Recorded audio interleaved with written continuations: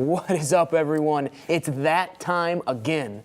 This edition of the Coach's Corner features Marshall men's basketball coach Dan D'Antoni, whose team is coming off a close loss at the buzzer to Louisiana Tech last night. Coach D'Antoni and I will recap that game. We'll have full highlights of it as well. And then Jon Elmore will also join us here on set. Both will be talking about preparations for the upcoming Conference USA tournament. All things coming up next here on the Coach's Corner. Stay tuned.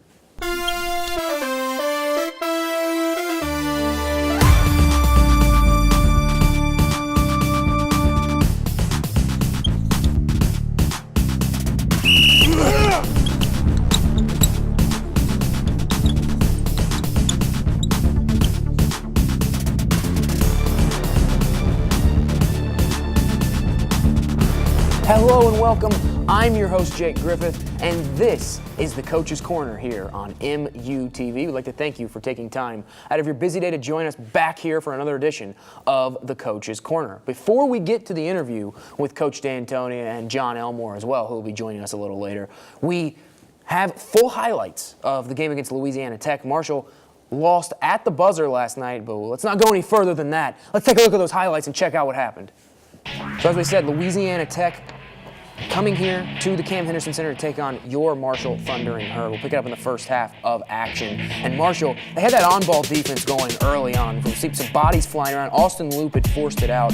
Ball be tapped around, finally flies out of bounds. Last touch by La Tech. And then Marshall will take over possession. Next play, Justin Edmonds. He'll pick the pass off, another steal there. And Terrence Thompson on the next play, he'll pick another pass off. So Marshall, 3 steals in 3 plays. And then Jon Elmore lays up and in, flashes into the lane nicely there. 27-25, Marshall leads. Next play, defense leads to offense, as they say, and it proves true here on this one. Blocked by Thompson, and then Edmonds pushes the tempo up and in for 2 off the glass. 29-25, Marshall leads. Alex Hamilton, remember that name right there. You'll hear a lot of him later on in this highlight. Lays it up and in, trying to get something going for Louisiana Tech, but Stevie Browning answers the layup with a 3 of his own, 34-29 from downtown. And then Austin Loop follows Browning's 3 up with a 3 of his own, 37-29, and Marshall is all over Louisiana Tech. James Kelly then will flush home the alley-oop pass and extend the lead to 41-29. But Alex Hamilton is going to take over here and get his team back in the game single-handedly. First, a tough layup goes up and in. That'll cut the Marshall lead down. Then another layup, 41-33. A third layup follows that, 41-35. And this guy's going on a run of his own, single-handedly getting his team back in it. And then a long pass will be stolen. Hamilton's going to take it coast to coast, and in the words of DJ Khaled, another one. Finishes nicely with the layup up and in, and that'll take us into the second half of action, which starts with more Louisiana Tech basketball. Baseline jam by Jake Griffith, defensive breakdown, and that'll cut the Marshall lead to 4, 47-43. And then a steal, a layup, hoop in the harm, and 1 by Hamilton, 48-45. It's a 3-point game now. Marshall still leads. Another Herd turnover and another fast break layup from Jake Griffith, 51-50.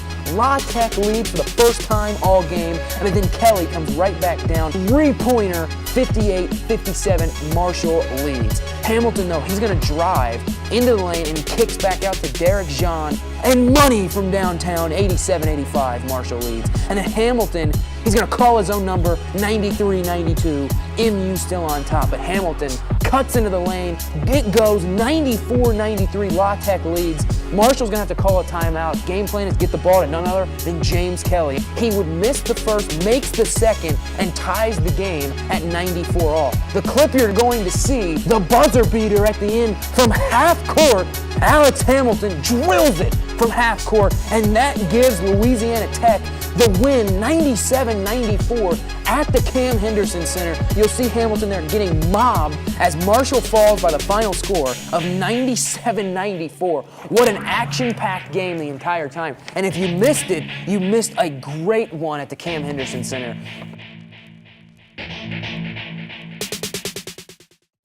All right, Coach, now we saw those highlights right there, and obviously it was a tough way to lose that game. But before we go any further deep into the game, let's just talk about, sort of grade your team's overall performance minus that last 3-second blip. Well, you can include the last 3 seconds. The other team just made a great play. I mean, it happens, but we're playing one of the top teams in Conference USA. They won the last three regular season first place finishes for the last three seasons, one in another conference, two in Conference USA. Very talented athletic team, has senior guard who's has a chance to be Player of the Year in Conference USA. So, you know, we're right there. We had a couple breaks. We were ahead really right toward the end of the ball game, a couple of breaks. So obviously it was a well-played ball game, both teams. And great to watch, and great to coach. And came out on the short end, but if we keep the level of play up and you keep knocking on doors, they end up falling down, and we'll be on top of a bunch of them. And you may potentially get a crack at some of these teams that you've been close with in the Conference USA tournament. And you talk about, you guys have been close with some of the top teams. We've seen the close games with UAB, the close game with Louisiana Tech. What is it going to take for you guys to sort of break through that in the conference tournament? Well, I don't think it's anything but just a break here or there. You know, games that are against teams that are about equal or played to that level of competition. It just takes a ball bouncing one way or the other. A lot of people always want to put it on, oh, you made this smart play or you did that. It's probably, one, you can't make mistakes.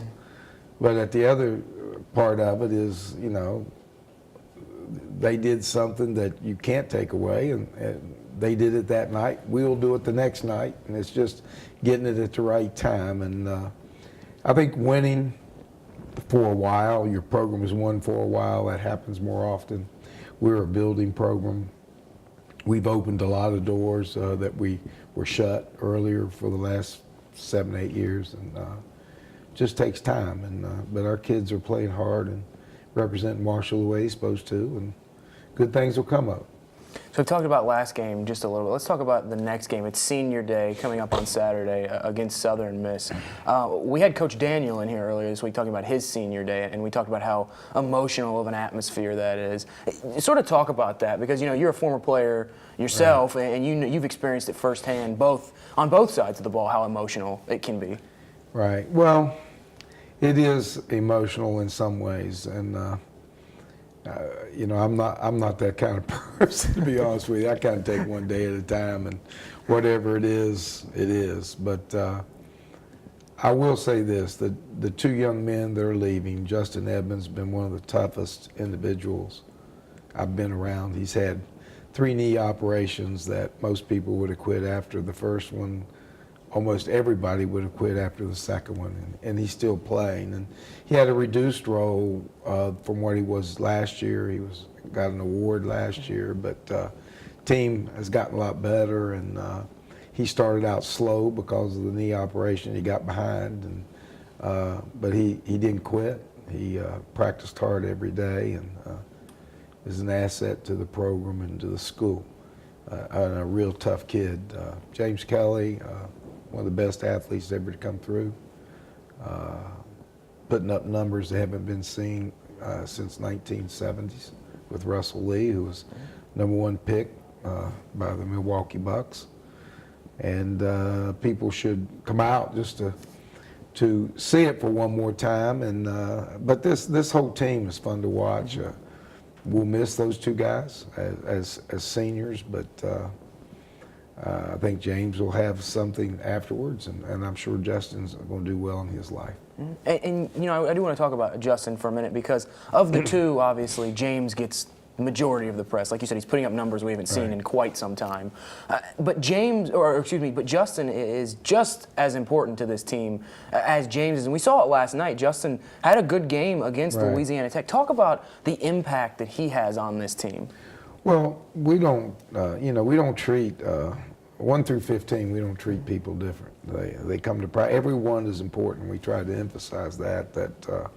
If you have a weak link in your chain, I don't care if it's the 5 on the floor or the 10 that are sitting on the bench. Any one of them can destroy the chemistry of a team and the ability to push onward.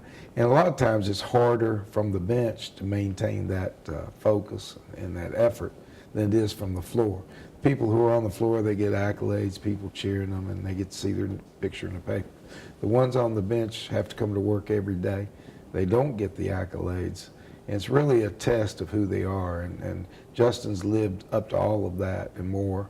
And, you know, we're going to miss what he did last year and starting the turn of this program.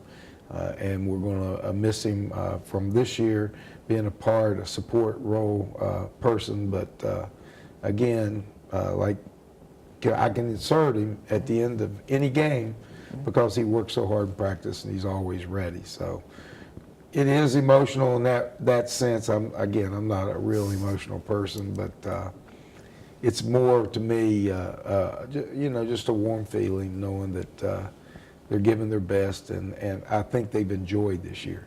They've enjoyed playing with their teammates. They've enjoyed the bigger crowds that we've had. We've had large crowds. They've enjoyed the fact that we're relevant inside Conference USA. And there'll be stories that they can tell for the rest of their life and teammates that they'll know for the rest of their lives. So it's a good thing. I hope everybody will come out and watch this last game and cheer them on. I do want to go back to something you talked about just a minute ago, and you said the phrase "open new doors." You guys have opened new doors this season and last season. You guys are obviously on the come up. The Marshall basketball program for men's has turned around in the past 2 years under your guidance. Well, my guidance, but their work. Well, true, your guidance and their work. Guidance is a little easier than work. They're doing the hard stuff. I get to enjoy it. Well, it's been a group effort, then we'll say, that all of you guys have come together and have slowly turned the program around over the past, well, not even slowly, quickly turned the program around over the past 2 years. Yeah. Going forward, that's got to have a very positive impact for your guys' future as far as recruits you can bring in, and then obviously if you can show recruits you have big crowds and even national televised games or televised games. You know, the publicity that's starting to build around this team and the hype now that you guys are on the come up, that has to have a positive impact on recruiting. Well, there's no question it has a positive impact on anybody that watches the ball games. We're a recruiting tool, not only for ourselves, but for the university itself. Right. And when people see teams that represent themselves, like our team has represented themselves in the last couple of years, in that they've played the game the way they're supposed to, they're exciting. And that's on and off the floor. You know, I had two the first team all-academic players on Conference USA, 5 spots. We got 2 of them. We had 3-0 team average. We've been to hospitals, schools. We represent Marshall in many, many ways, and that's kind of what sports. I know a lot of people, it's winning and losing, but the value of the sports for Marshall University is how we represent them, and how they see the university through us.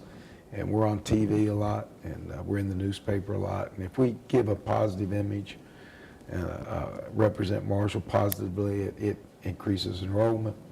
It gives Marshall an identity outside of the area. And we want to do all of that. It's more than just winning and losing. We want to do every bit of what we can do, not only to help the kids who play in the program, lure people who aren't in the program now that we want so that they can keep the program at a high level, but also the university, Huntington, and the state of West Virginia. So, you know, it's a big task. That's a lot to ask of a person that's 19 to 23 years old. But everything that we've asked them to do, they've done. Extremely proud of them. And we're going to lose 2 of them, and that's probably the warmth of the emotion you're talking about. Yeah. Now, I want to talk about James Kelly just for a little bit. And you've given interviews in the past, you know, people have said, oh, you know, he's a future at the next level. Just taking a look at sort of, and this is sort of a broad question, but taking a look at the NBA now, where do you think James would fit in best at? Just obviously, just out of curiosity. Well, he's the prototype of power forward in the NBA, the way the NBA is going. He's capable of playing with a body that's 6'8", 260, and play it like a guard.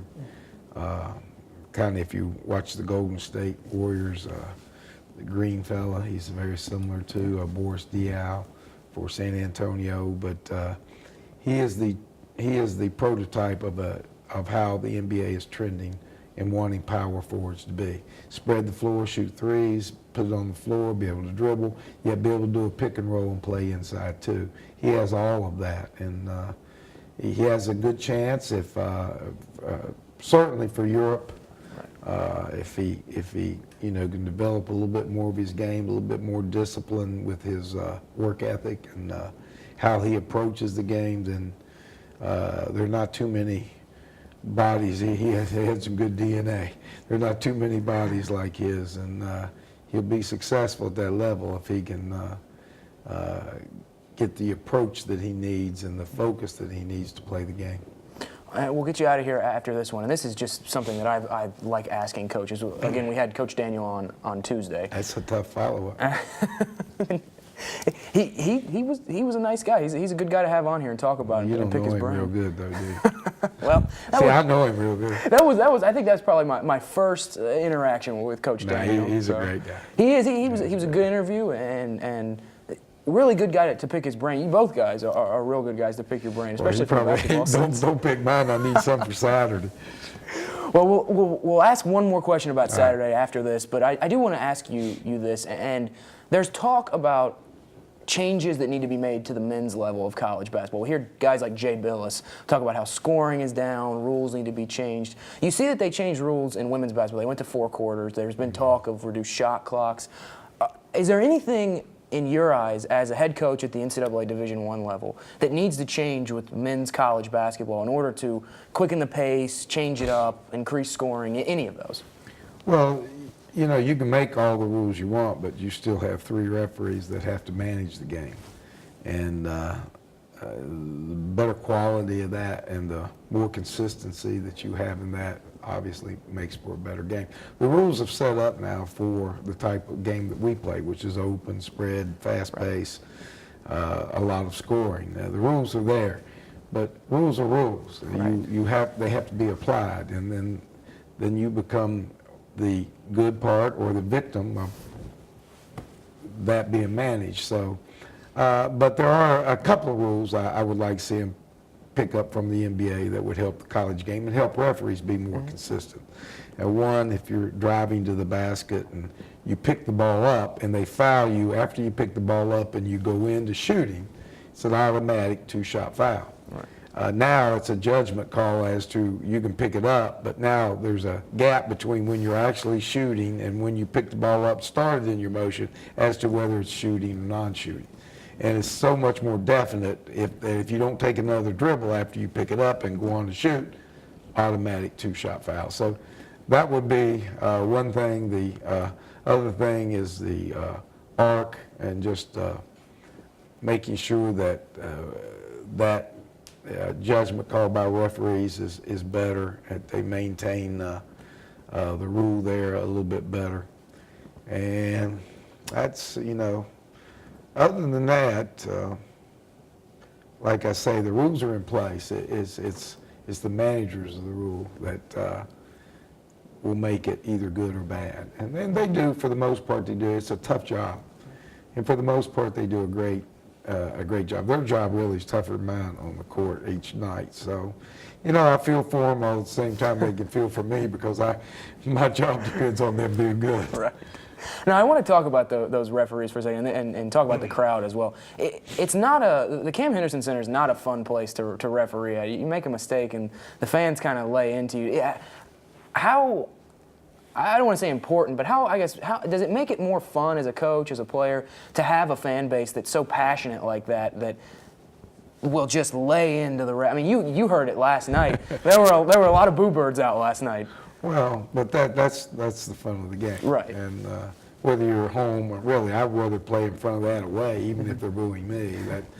That's more fun than sitting there and there's no one there or there's lack of interest. So, you want the intensity. I would always tell our team that you go on the road to show everybody at home knows how good you are. You get to go on the road, you get to show everybody else how good you are. So, to me, that's fun. I would much rather go into a place to play. In fact, I look forward more often to play at a hotbed than at our own hotbed. But as far as odds, you can go to Vegas and just look at the odds.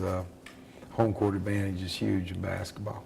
The more crowd you have, the hotter it gets, the bigger the odds. So obviously we want to keep our fan base and enjoy playing in front of them. Real quick, last one, Coach. You're a former Marshall player yourself. You have your number hung up in the Cam Henderson Center. How important is it, do you think, that you can go into homes when you recruit and you can say that not only are you the coach, but you've experienced the culture as a player? How important do you think that is for this program as well, also to have the Marshall guy? You know, I'm not real good at selling myself. I try to sell our players. I talk to recruits about, talk to our players and talk to the young ones. Those are the ones you'll be here. Talk to our assistant coaches, and you can find out about myself. If I'm telling you, if I'm a good salesman, I could sell you a bill of goods. You don't know what you're getting. But I feel real confident that our assistant coaches and our players enjoy Marshall, enjoy playing here, and that they're the best salesmen. The one advantage that I may have is that I was in the NBA for 10 years now, 10 years, and I worked with some of the best players in the world. Right.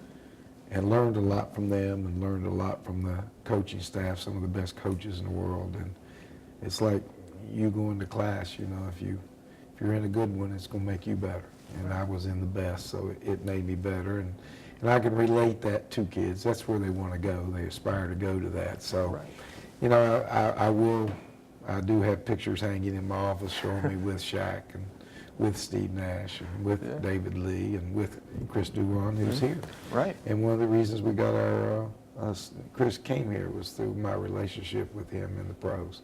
So, you know, I've been very fortunate in my life.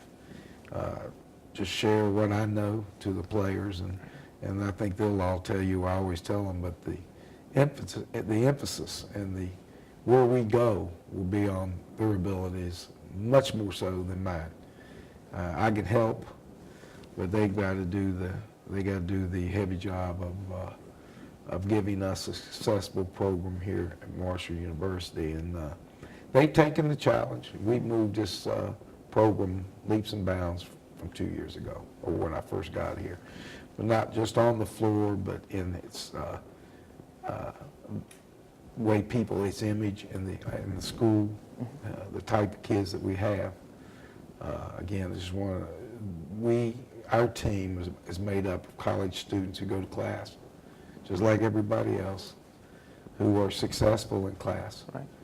And represent not only themselves and their families, but Marshall extremely well. And to me, that's the most important thing. If I'm going to do a sales job I want to sell our program to parents that we take care of their kid, or young man, I should say. We take care of those young men, and we are we're not the final reason someone's successful is themselves, but we can be a trampoline or give them the bounce. Right. To help them get off on their own. But it always has to be what they do. Again, we are a tool, but they're the one that make it or break their success, our success. So my hat's off to them. They've done a super job. They made this man happy because it's easy to go to practice. It's a joy to be around them. And it's fun. It keeps me young. Well, Coach, we'd like to thank you for joining us here at the set of Coach's Corner, and good luck on Saturday. And it's going to be hard to follow that interview up. You know, you talk about following up Matt Daniel. It's going to be hard. It's going to be a hard interview to follow up. Yes, well, sir. You know, I was a communications major when I was here, but we didn't have TV cameras. Well, hey, this is how far the university's coming on. There's Dr. Novak was here when I was here. I don't know if I think she has a daughter or someone that's still in these parts, but you know, I didn't go into the field because I wasn't very good. And somebody asked me, what would you do if you didn't do basketball? I said, probably nothing, but I'm not very good at anything else. So hopefully I'm good enough to keep this job for a while. Well, I'd say based on the first 2 years, I'd say, oh yeah, you are. Ask our players, I hope so. We'll see. Well, thank you very much, Coach. We're actually going to have one of your players on set here. After the break, we're going to have Jon Elmore joining us on set. Stay tuned. You're watching the Coach's Corner. We are Marshall, a proud family and a distinctive comprehensive university. We are one of West Virginia's oldest public universities. We honor tradition while looking toward the future. We are the foundation of opportunity for students in West Virginia and across the globe. We are committed to student success in the classroom and beyond. We are Marshall. Your best decision ever. And welcome back to the Coach's Corner. We have another special guest here on set, Marshall player Jon Elmore. And Jon, thank you for joining us here on set. We just want to ask you a couple quick questions. We'll start with last night's game. Obviously, tough loss for you guys right at the buzzer. There's the old coach's adage that says, you players have to have instant amnesia. Everybody has to have instant amnesia. You have to immediately forget it and move on to the next. How, as a player, do you do that? It's tough. We hate losing like that. Anybody hates losing on a half-court buzzer beater, but like you said, instant amnesia is probably going to be a big word for us as we move on and have a big game Saturday and move into conference play. We can't get too down with this loss, and hopefully we'll be able to bounce back and get back on the beam. So, as I talked to Coach, you guys have senior day on Saturday, and we talked about that emotional atmosphere. From your standpoint as a player, one, it's going to be emotional because you know that's the last home game you'll play with those two guys. But also, how do you guys as a team sort of manage those emotions and keep them in check so you guys get that final victory of the season? We look at it as almost like celebration. Justin and James have been huge for us, and luckily they're the only two guys we're losing this year. So, yeah, we're going to celebrate it. We're going to go out there and play our hardest and try not to be too fired up to celebrate them going out and hopefully to put them out with a bang. So it'll be tough to manage it, but I think we'll all come together and stay focused and hopefully get a big win to close out conference play. What can we expect from Southern Miss on Saturday?